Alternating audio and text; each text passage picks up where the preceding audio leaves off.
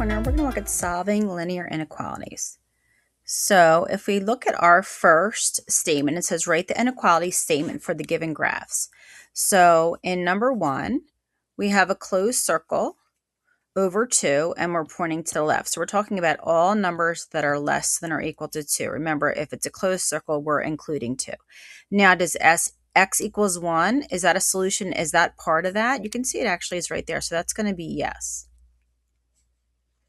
Let's look at our next one.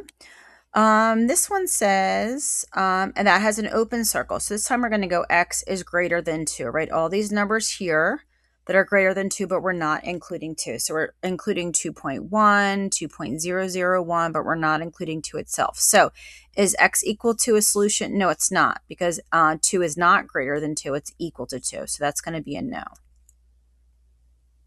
All right, so let's start solving some, and we'll do some graphs. So in number 1, we're going to solve and graph inequality. Again, here's our wall, just like we did with the equal sign. I like to bring my variables to the left first. So we're going to do what we normally do with equations, in that we are just going to isolate the variable. So I get to here, I divide both sides by 4. I have x is less than, now that's going to simplify to negative 1/2. X is less than negative 1/2. So negative 1/2 is here. That's an open circle.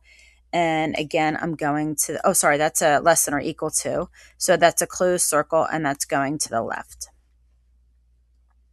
Okay, number 2, same thing. I'm going to bring my 10x to the left-hand side first. And I have negative 3x plus 9 is less than or equal to negative 12. Bring my 9 to the other side. So I have negative 3x is less than or equal to negative 21.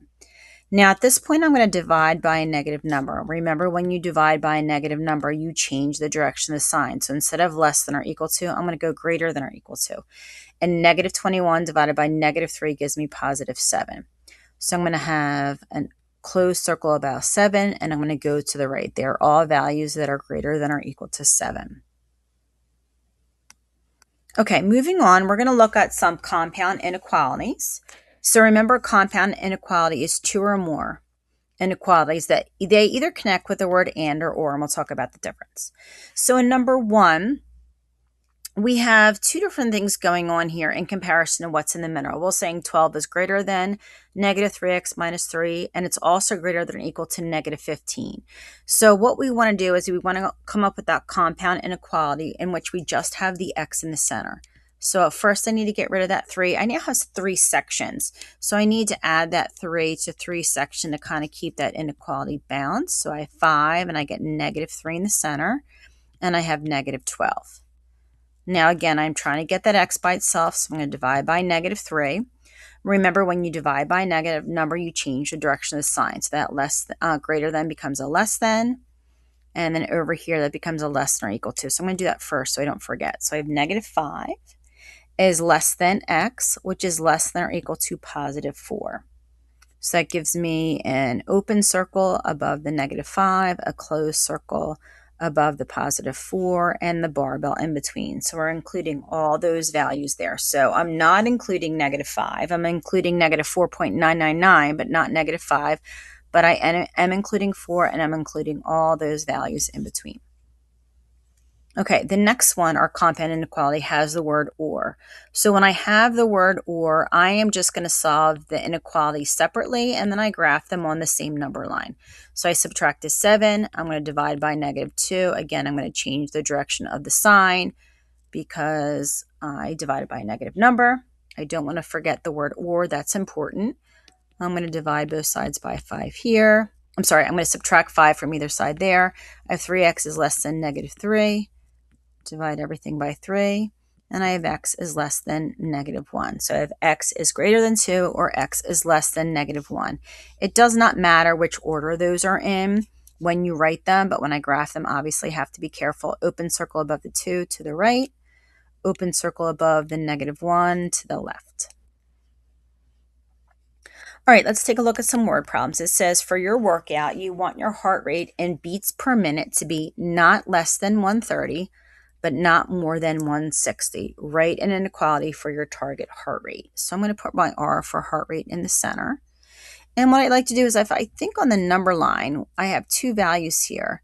If 130 was here, 160 would be here. So I know 130 is to the left of 160, and then I can work on the signs. It says, but not less than 130. So it can't go lower to 130, but 130 is okay. So I can include 130. And it can't be more than 160. So again, 160 is okay. So my rate can basically be between 130 and 160, including those values. Okay, again, notice that my hours are pointing to left, both of them, which is always what I want in the compound inequality that has an and. All right, last one. Your soccer team is indoor practice on Thursday night. The facility charges an initial fee of $50 plus $35 per hour.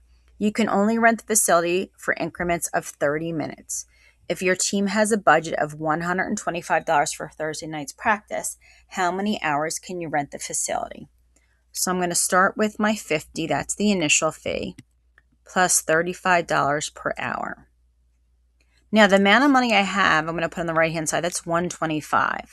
I can spend up to $125, including $125, but not over. I can't spend $150 or $200 or $3,000. So that's going to be less than or equal to.